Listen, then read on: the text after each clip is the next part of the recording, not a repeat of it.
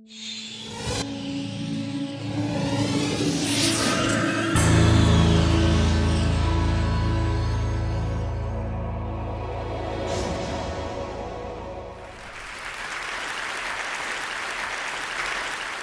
wanted to talk to you today about creative confidence. I'm going to start way back in the 3rd grade at Oakdale School in Barberton, Ohio.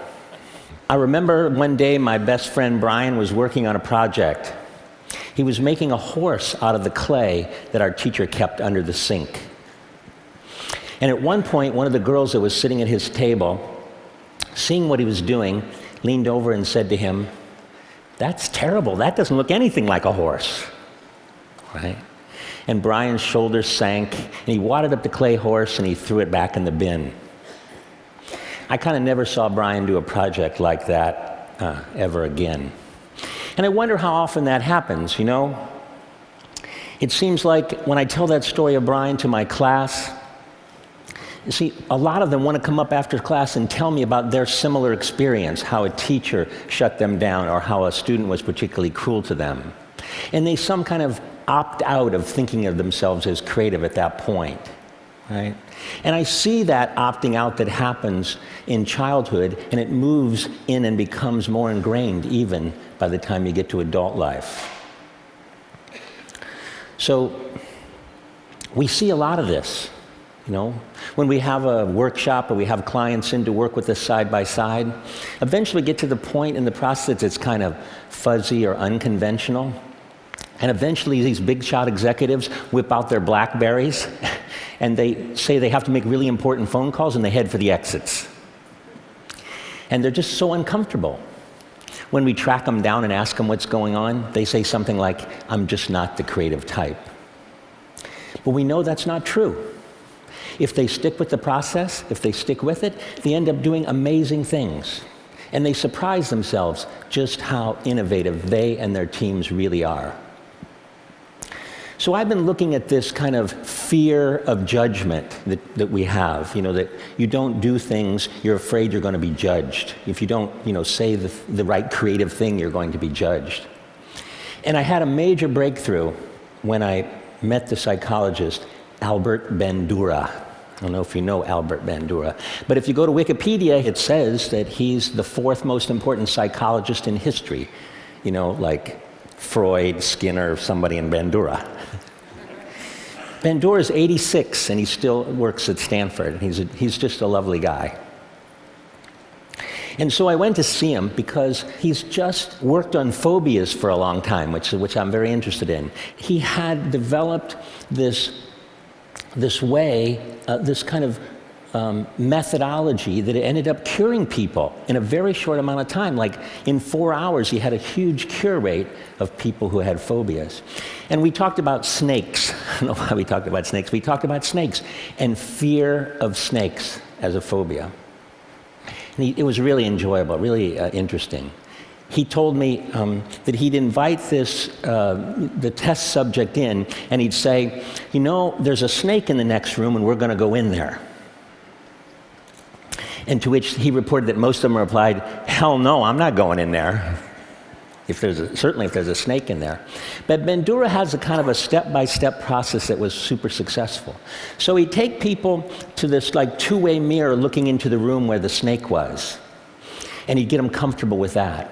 And then through a series of steps, he'd move them, and they'd be standing in the doorway with the door open, and they'd be looking in there, and he'd get them comfortable with that. And then many more steps later, kind of baby steps, they'd be in the room, they'd have like a leather glove, like a welder's glove on, and they'd eventually touch the snake. And when they touched the snake, everything was fine. They were cured. In fact, everything was better than fine. These people who had lifelong fears of snakes were saying things like, "Look how beautiful that snake is." And they were holding it in their laps, right? Bandura calls this process guided mastery. I love that term, guided mastery, right? And something else happened.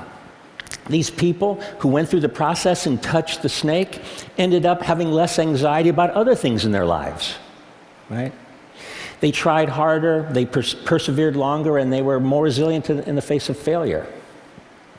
right? They just gained a new confidence. And Bandura calls that confidence self-efficacy, right? The sense that you can change the world and that you can attain what you set out to do. Well, meeting Bandura was really cathartic for me because I realized that this, famous scientist had documented and scientifically validated something that we've seen happen over, for the last 30 years, that we could take people who had the fear that they weren't creative, and we could take them through a series of steps, kind of like a series of small successes, and they turned kind of fear into familiarity. And they surprised themselves. The transformation is amazing. We see at the D School now all the time. People from all different kinds of disciplines, they think of themselves as only analytical.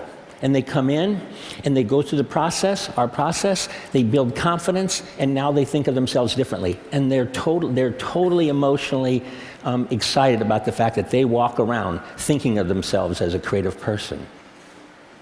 Right? So I thought one of the things I'd do today is take you through, and show you what this journey looks like. To me, that journey looks like Doug Dietz.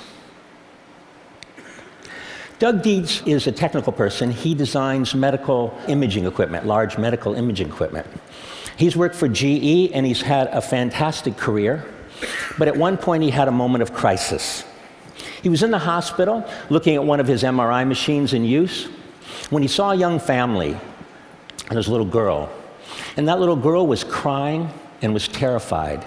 And Doug was really disappointed to learn that nearly 80% of the pediatric patients in this hospital had to be sedated in order to deal with this MRI machine.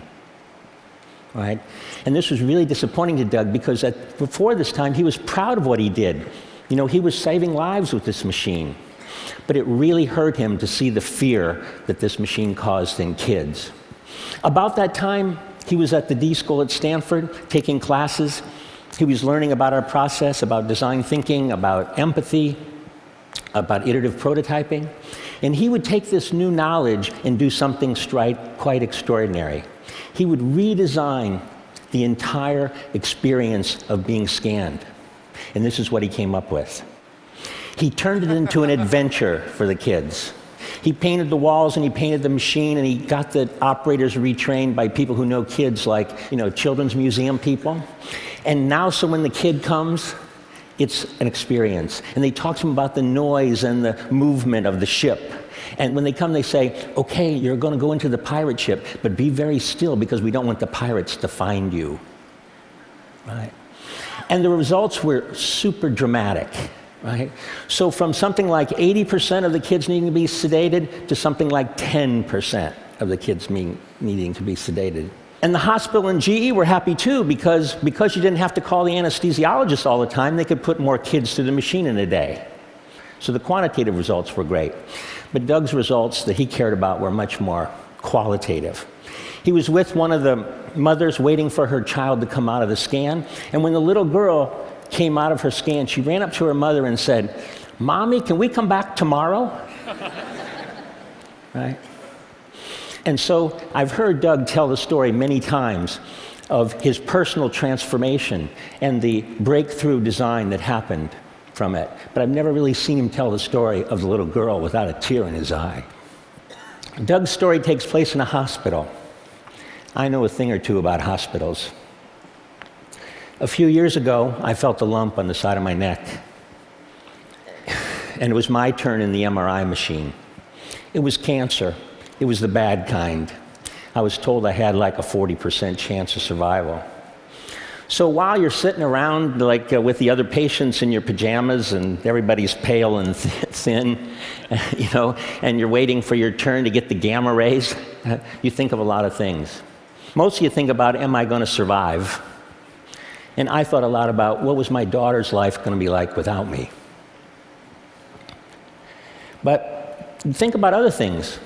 I thought a lot about, what was I put on earth to do? What was my calling? What should I do? Right? And I was lucky because I had lots of options. We'd been working in health and wellness and K through 12 and the developing world, and so there were lots of projects that I could work on. But I decided, and I committed to at this point, that the thing I most wanted to do was to help as many people as possible regain the creative confidence they lost along their way. And if I was going to survive, that's what I wanted to do. I survived, just so you know.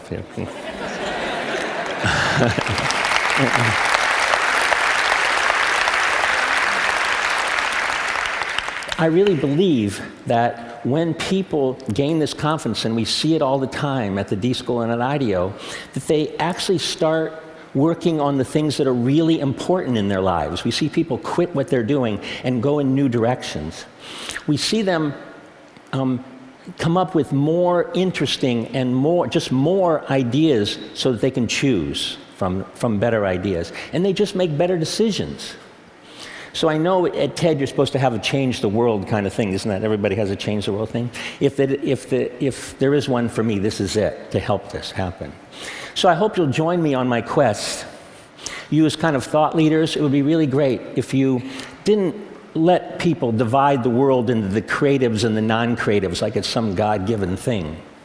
And to have people realize that they're naturally creative, and that those natural people should let their ideas fly. That they should achieve what Bandura calls self-efficacy, that you can do what you set out to do, and that you can reach a place of creative confidence and touch the snake. Thank you.